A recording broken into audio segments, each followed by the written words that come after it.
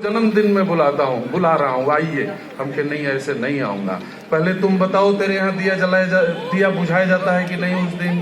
कहे भाई साहब ये तो सबके यहाँ बुझाया जाता है। हम कहे नहीं, भारतीय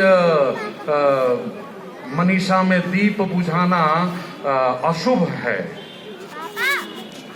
हमारे भारतीय मनीषा में दीप को देव को दीप कहते हैं, और यदि दीप बुझाना अनिवार्य हुआ तो माताएं आंचल से बुझाती थी, फूंक के नहीं बुझाती थी।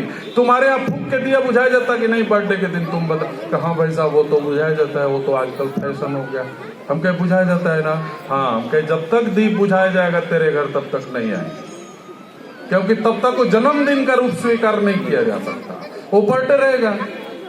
अब एक पेपर में निकला था दैनिक जागरण में, एक सज्जन अपना जीवन का 49वां बर्थडे मना रहे थे।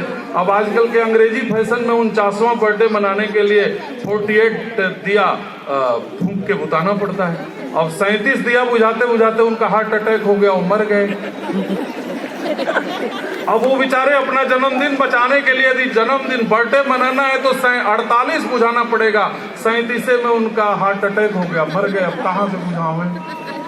अब वो डेड बॉडी लेके घर वाले अब तैयार है, happy birthday to you, happy birthday to you की जगह अब डेड टू यू मनाने लगे। ये जो नाटक चलता है कि नहीं, हमारे त्योहार भी अंग्रेजी हो रहे हैं, हमारे संस्कार भी अंग्रेजी हो रहे हैं, हमारे पहनने के कपड़े बदल रहे हैं। अंग्रेज कपड़े पहने न पहने, कम कपड़े पहने, ज्यादा कपड़े पहने, ऐसा ध्यान में आ गया कि हमारे यहाँ कहते थे हर बाला देवी की प्रतिमा बच्चा बच्चा राम है। अपनी पत्नी के अलावा बाकी नारी जगत माता है, तो माता स्वरूपा केवल वाणी से नहीं, व्यवहार में भी तो, स्वरूप में भी। अब अंग्रेज अपना पैंट फाड़ के पहनते हैं, तो हमारे यहाँ भी लखनऊ में कई लोग फाड़ फाड़ के पहने हुए मिलते हैं, वो चीरा लगा देते हैं। वो कहे किसने फाड़ दिया? हमको लगा किसी के बच्चे ने चाकू लगा के फाड़ दिया। नहीं भाई साहब, ये तो फटा हुआ मिलता है, ये अच्छे से महंगा मिलता है।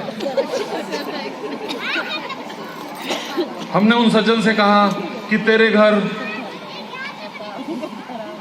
अब छोटा सा बच्चा है, हमारे यहाँ छोटा सा बालक देवता का रूप माना जाता है।